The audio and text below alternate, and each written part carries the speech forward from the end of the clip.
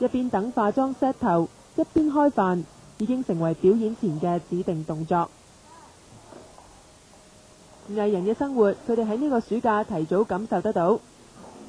學到影相嗰時擺 pose， 學咗點樣即係做訪問嗰陣時啊，要講嘢啦，要即係練習説話嘅技巧啦。入行半年，佢哋都話自己大個女咗。喺練唱歌、練跳舞嘅過程之中，學識做事要認真，要有恒心，甚至等出場都鍛鍊到耐性。要面對觀眾即場表演，仲訓練出佢哋嘅急才。好似呢日，佢哋啱啱收到經理人通知，要喺個表演度諗啦啦隊口號。佢哋只係用咗幾分鐘，已經作好口號，仲排埋舞步。A 女齊一心 ，A 女同一心 ，A 女齊心同心，冧爆出，邊女人多才多，笑康康。佢哋今次嘅表演係喺紅館嘅一個排球賽事度做啦啦隊。唔係啊，表演有冇信心啊？有。緊唔緊張㗎？唔緊張。啱啱先諗好會做啲動作同個口號，得唔得啊？得。真係咁㗎？係啊。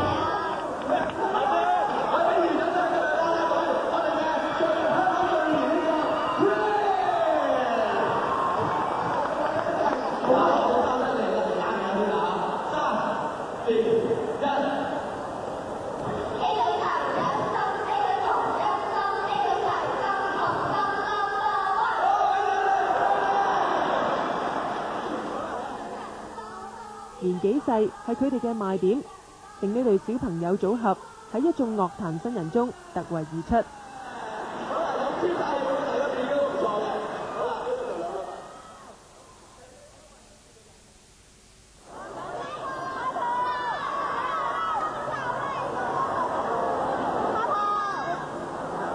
喺小學生同初中生嘅圈子，佢哋開始有知名度。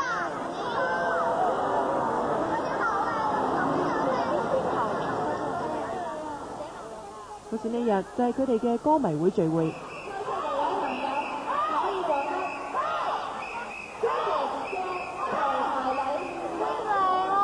勁咯！卡普有人哋幾勁嗰啲成績，跟住佢哋即係玩樂器嗰啲都好勁，又多份活動啊，係咯，又好好，唱歌又好聽咯，又即係聽咗佢首啲歌先迷佢哋啫嘛。如果做個好榜樣俾人哋覺得係好事咯，係咯。即係自己做好自己咯，咁咪可以人哋學都學得好。佢哋話新成立嘅國際歌迷會有5000個會員，由6歲到25歲都有。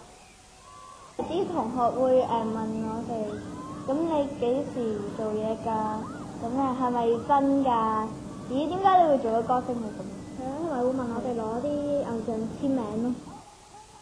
不過返到學校，佢哋都會聽媽媽嘅建議，低調啲。